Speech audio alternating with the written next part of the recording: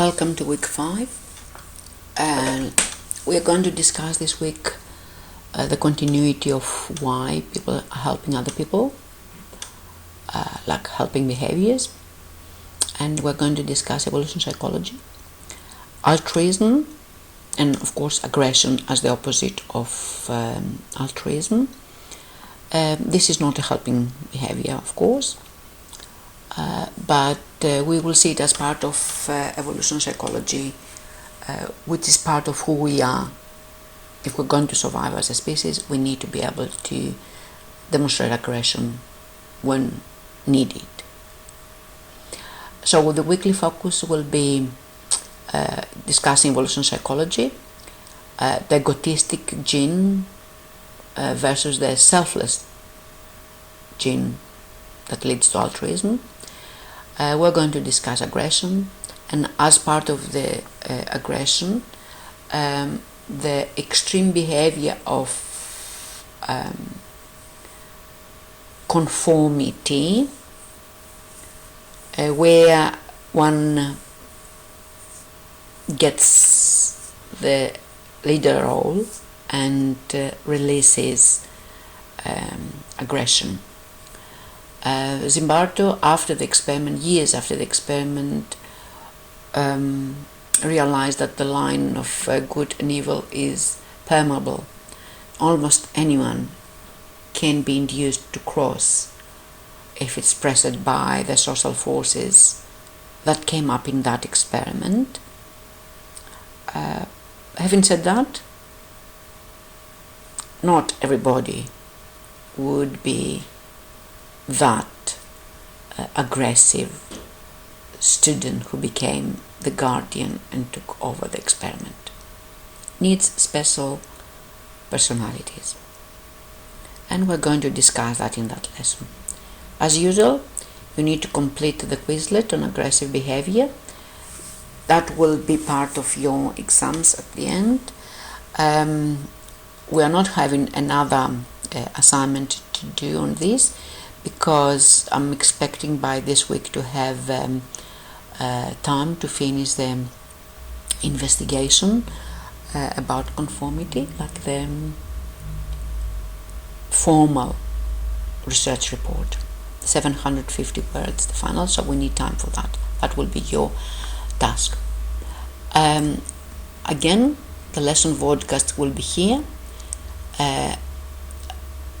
I want you to watch the lesson podcast first, and then watch the episode 40 from the crash course in psychology on aggression and altruism, and the Khan Academy on aggression.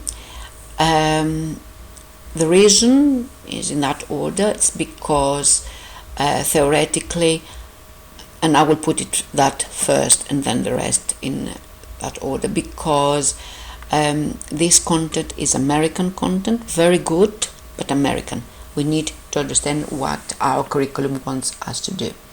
And theoretically, we should do the ethics of the Stanford prison experiment.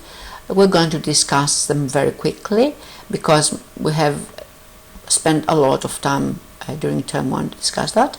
And if you want to get a more idea of behaviors of evolution psychology, that's a very nice introduction. It's very interesting. It is part of the psychology. Actually, sees very much into the biological part of psychology and very close to cognitive neuroscience. So let's start the PowerPoint. Last lesson, when we finished the evolution psychology, we said that we help our kin more than anybody else. So if we find a continuity between social exchange theory and my cost and benefit is placed there, of course I will be benefited if my child survives compared to other children. Or of course I will benefit it if my genes continue to exist through the life of my child. So that's the biological basis of helping me. It's an investment for my genetic survival, and You may read, have already read in the book, in the textbook, the issues on the egotistic gene and how we can explain cases where mother is sacrificing herself and let the children to survive.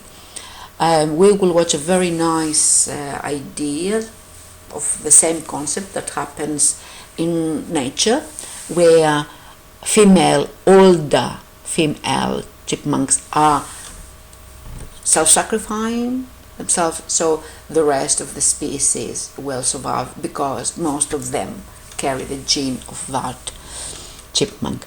So the evolution psychology is called evolution because suggesting that genes that promoted help to strangers' welfare might not survive in evolutionary competition. Therefore, the genetic selfishness help us promote those who are very close to us. It's our genes, and of course the reciprocity works here, but it is stronger in relatives, stronger in small groups, and stronger in small communities.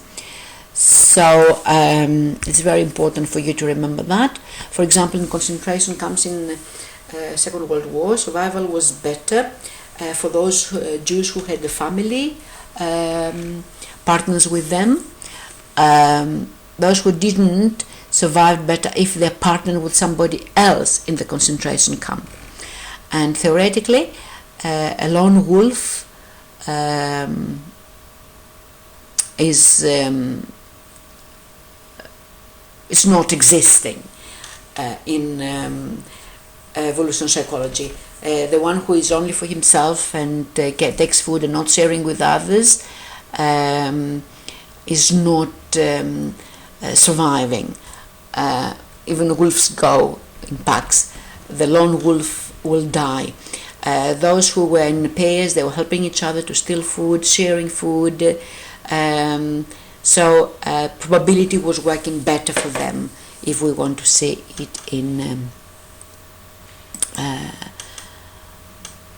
that concept.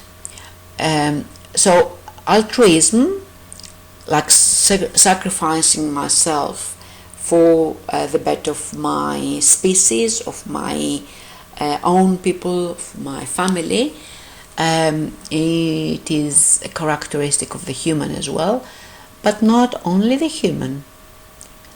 This family is helping each other to get water. They're helping this one to get water. And we see that in art, in form of art, we see it everywhere. And we will have examples to discuss where the support is not in between species, and we will see if there is kind of a need there, evolutionary psychology or reciprocity and social exchange theory. Okay, so where altruism comes from a French altruisme and the Latin alter, which means I'm helping each other, was coined by Auguste Comte, who was a philosopher. Once upon a time, philosophy and psychology, they were very close. Altruism is a type of social behavior where the actor, the one who is acting, is harming self so the others can be benefited. So in evolution biology, an organism is said to have altruistically behaviors when benefits other organisms and actually it's killing that cell or that organism is dying. Again, is a cost and benefit analysis there, but it's the weighting is the fitness of reproductiveness. Having said that, I changed my mind. I would like you to go and search another research which was called the dirty t-shirt research. So the dirty t-shirt research. It's very interesting or study. It's very interesting on who we choose in order to improve reproductive fitness, and we're going to see that we're going to need it when we discuss later some biological components of psychology. So altruistic behavior is a natural selection and it contradicts completely Darwin's idea that the fittest is surviving. But if we see it in that psychology component, we will see that actually the fittest in evolutionary psychology is the youngest, the one who has the ability to reproduce and propagate the species. That's why the strongest mother can actually sacrifice herself for the childbearing age daughter. So in a group where the members are selfish,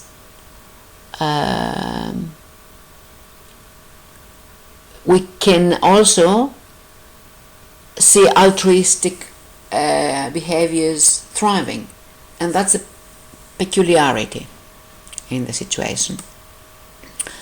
To explain the altruistic behaviors of animals, we need to understand first the idea, the concept of group selection, the concept of kin selection, and the concept of reciprocal altruism, like I'm giving something so I can get as a reward something. So Darwin discussed the origin of altruistic and self-sacrifice behavior amongst humans.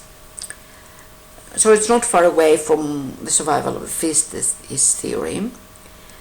All animals, including humans, show altruistic behavior in their respective society, in their close family circle, to help their own survival. So that's why we should see the reason behind animal altruism. Animal altruism is a type of natural selection that acts on all members of the group, so sees the group's generic, not individuals. So the whole group is favored over another group. This is the concept. If we define that selection, which evolves according to the fitness of the group, so it's not the fitness of the one person, but it's the fitness of the group, and that means the fitness of the genes. That means the fitness of the characteristics that will be propagated. So we have two concepts, the old concept and the new concept. The theory is made in 1960 by Wayne Edwards, who argued that individual selection, sorry, I need to change the color. Individual selection could not explain the situation where I'm selfish, and sometimes my selfishness subordinates my interest to the group's well-being. I'm selfish as a person, but I will do everything for my daughter, not for my husband, for my daughter. So this theory that in groups consisting of selfish individuals who reproduce at a maximum rate and they care for the enjoyment of the propagation, the resources could be overexploited. That's the idea, and the group will be extinct, because if we propagate our species all the time and the food is rare, nobody will have food to eat. The younger children will die, the older will keep having food, but they won't be able to propagate, so the group will go extinct. In contrast, groups consisting of cooperative individuals who restrict their birth rate, they stop reproducing at the time of no food, and they don't exploit their resources, they don't go extinct. So this is now the concept, the theory is called the old concept of group selection. So we select as a group not to make a lot of children, because we cannot feed them. But those who, because I'm poor and I don't have money to feed more than 1 to 2 children, but those who are selfish individuals, they make a lot of children, and actually all of them are starving, and that group could go extinct. And that's very often the reason of migration, because you need to go and find food for the rest.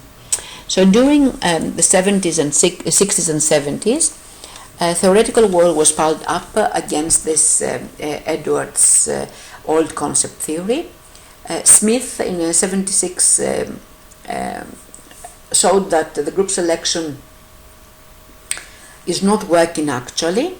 If a number of individuals who disperse and reproduce elsewhere, like become migrants, they're greater than 1 per group. So theoretically, if I cannot feed my group, I cannot feed my people, and I'm taking them away in another place where the food is there, then my group selection is not going to work. Like my species is not extinct if I'm not sending too many people away. And the individuals who were reproducing at the rate that maximized their lifetime were not practicing reproductive constraints. That's the opposite of Edwards' theory. In other words, if I was making a child when I was 20, and another one when I was 30, and another one when I was 35, another one was 40, by expanding the time of the reproductive age, like delaying, making more scarce babies, actually it helped the propagation of the species with not anybody losing anything, or in other cases losing the species. For example, this has happened with orangutans. They were delaying, because of the lack of food, the reproduction, and the species is at extinction. So the basic idea behind this concept is that at certain stages of an organism's life and cycle, interactions have to take place, sometimes between a small number of individuals, and under these conditions, because there are small numbers, cooperative behavior can be favored. I remind you what happened with the cooperation in the couples of the Jews who survived more than the individuals. In sometimes we call that situation here as a trait group selection, or demic selection, or intra, that means in between the species selection, up against to the interdemic group selection. So interdemic means in between populations. For example, we have A and B groups. These are the same. These groups are the same. So in this case, altruism is working because theoretically I am helping my own species. I'm helping my own genes. Whereas when we have in between populations group selection, so I'm marrying out of my species with others, they're not considered my own, and in that case I'm becoming a selfish, because I'm sharing my genes with everybody, and then I don't know what is mine and who is mine. I hope you understand what I'm saying. This species sees themselves in their children, where these species, because they share and reproducing between populations, they don't know where this child is theirs or somebody else's. So that was happening in the primitive societies, where the girls were not significant, they were not claimed because they were not hunters. So the girls were able to become selfish and choose males, whereas the male was claimed by their fathers due to resemblance, because he was a very valuable hunter. If we go and discuss further the Smith's kin selection, which is known as inclusive fitness theory. That means the species, the groups theory, is becoming inclusive, like everybody is taking part. An individual has a tendency to help its relatives, and the inclusive fitness theory, or called kin selection theory, was proposed by Hamilton, and below we can see the Hamilton's rule against. It's based on the benefit and cost analysis, and it's very close to the social exchange theory we discussed before. So the benefit to the recipient take away the cost to the person who is sacrificing has to be larger than zero. That means we need to have a benefit. But there is a coefficient where the coefficient R is the genetic relatedness, how close we are. So the benefit to my children, because the recipients are my children, the benefit times the number of my relevant to me, genetically related to me people, take away the cost of a life of the actor, for example, is always larger than zero, because actually it doesn't care only for one, but for many people in that species. For example, if I sacrifice I have only one daughter. If I sacrifice myself for my daughter, I give my kidney or my life, my heart for my daughter, I'm not saving actually my daughter, I'm saving my grandchildren as well. So it's always larger. So it is the probability of the homogeneous alleles present, and actually it's identical by descent, and that's why these people are becoming selfless. That's the selfless gene. So it's not the direct fitness of myself, of the individual, it is the indirect fitness of the group that actually it's important. And I get direct fitness through the production of offspring that they are fit by themselves. And this is where I want you to revise and revisit the dirty, smelly t-shirt theory. We're going to discuss it in the Zoom session, because I want not to spoil that, but I want you to make a link of the why people are choosing different to themselves. Why a tall blonde man could choose a short dark-haired girl and fall in love with them and have children with them. Why is this happening? Is direct fitness? Is indirect fitness? How it falls into the evolutionary psychology. But going back to the basis of this behavior, why a person is sacrificing themselves, I want you to see that the individual carries, whatever characteristic the individual carries, passes to the next generation through all the related animals. So that's called eusociality, like good sociality. I'm giving my ego, and for ego through my reproduction, the eusociality. This is why all the bees are sacrificing themselves for the queen, and this is why in this squirrel situation I managed in the beginning, this squirrel is making a sound by seeing the predator, so the predator will come to that squirrel who is pointing out and is ready to sacrifice, and all the rest will survive. It's very important to see in that case is that 80% the squirrel that sacrificed is older and female, because it's not of use anymore. So this reciprocal altruism that was based on 71 on Travers' theory is an extension where we have people who actually are sacrifice themselves, and they're altruistic, and they do that not only to relate it to them individuals, not for their family, but for the great benefit of the group. So Trivers suggested that the two conditions must be met so I can sacrifice for the others.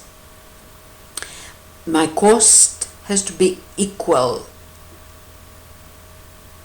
or less to the benefit received.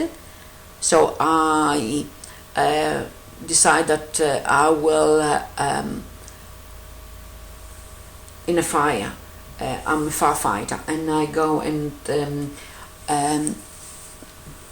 save 3 children inside the house because I don't consider myself so important. So the cost is equal or less to the benefit received. And individuals who don't do that, who don't reciprocate, must be punished. So that's the other rule. If alive, the fireman who rushes into the fire to save 3 children will be a hero. If not alive, his family will be benefited. And the punishment is not always like a physical punishment. Punishment can be that won't be rewarded. So this situation appears across all the species. I like this the most. A hairy panda is supported by another one to reach up there for a reason. And I want you to understand that social interactions, how they occur. The recipient is benefited. When the actor benefits and the recipient is benefited, we have a cooperation. When the actor benefits but the recipient is harmed, we have a selfish behavior. When the actor is harmed but the recipient is benefited, we have an altruistic behavior. They are opposite. Whereas when the actor harmed and recipient harmed, there is a spite. For example, a woman who is killing her own children to get revenge from a husband who cheated on her, like Medea, this is a spiteful situation. A social interaction indeed. Before I finish, I want you to discuss this. All these are many and many more the behaviors that humans are doing as part of altruism, less or more, helping the needy, giving blood, giving the child to childless uncle in joint families, so the child will benefit by the property and the childless uncle will have somebody to look after them. Simple things like exchanging gifts or giving a seat to an old woman, or self-sacrificing for the nation, or caring for pets, or giving away something. There are situations. We're going to discuss them during the lesson and see them if they are pro-social behaviors, if they are following a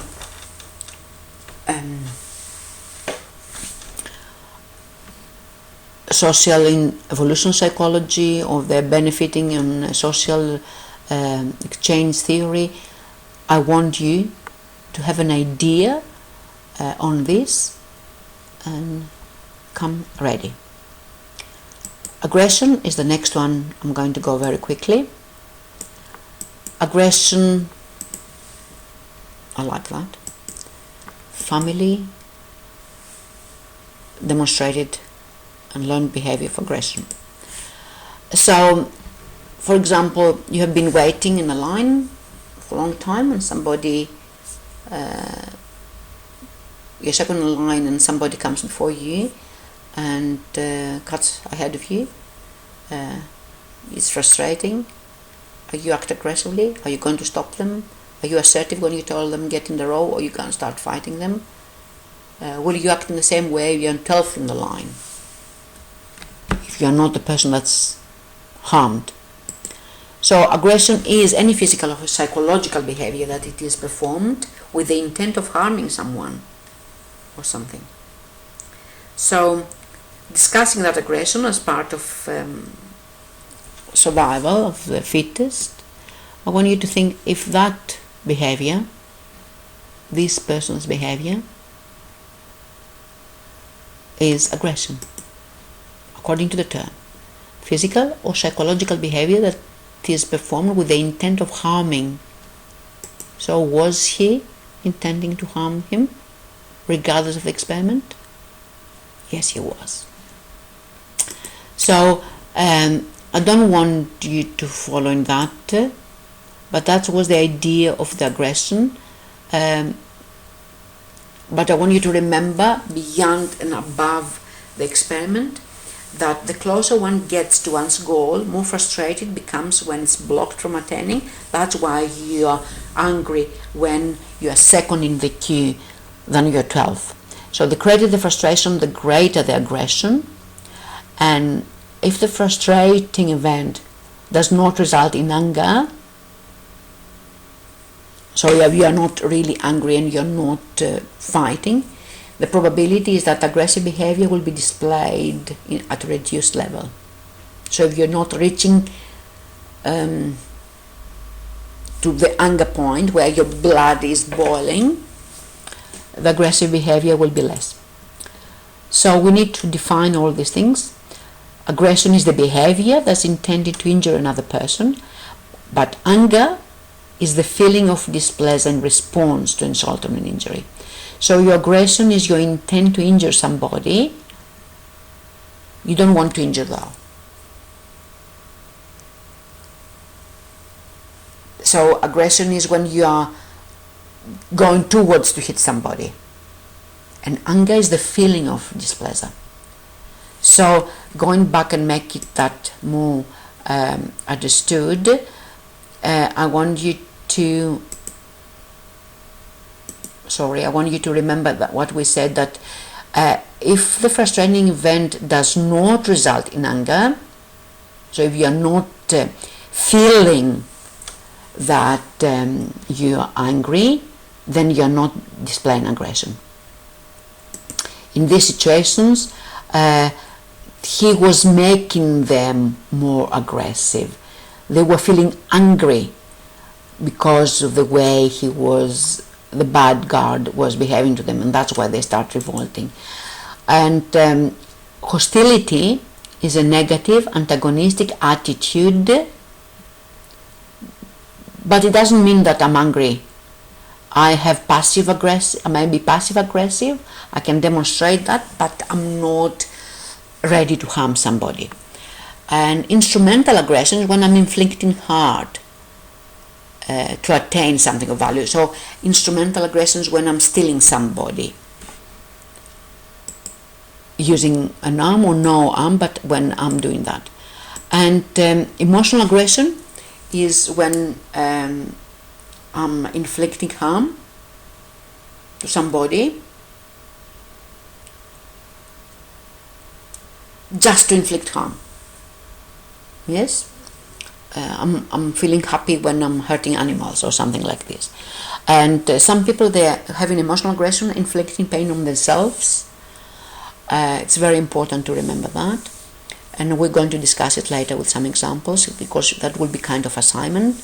You can choose your topic. It's an issue analysis. If I'm self-harming, is that emotional aggression? What kind of aggression is that?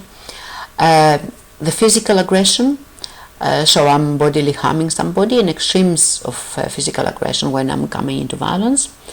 I can have verbal aggression when I'm intending with the words to harm somebody and create emotional harm. And indirect aggression, where I'm manipulating others to harm others by spreading rumors, gossiping, encouraging others, trolling online.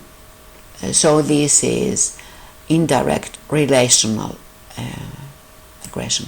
So it is part of our society, aggression, and all of these kinds of aggression, I want you to choose one of them as a real world examples and use these terms, these two terms, and identify the one you're using, if it is aggression, if it is a result of an anger, if it demonstrates hostility and how, if it is instrumental aggression, if it is or not emotional aggression or physical aggression or verbal aggression, and in cases that it is indirect aggression, which of the above are existing. That will be a very quick exercise, but just want you to understand that. If we have time, depends, we're going to discuss how people are influenced through persuasion and advertising to get some ideas, but that may be much later. I'm not sure if we're going to do it this year.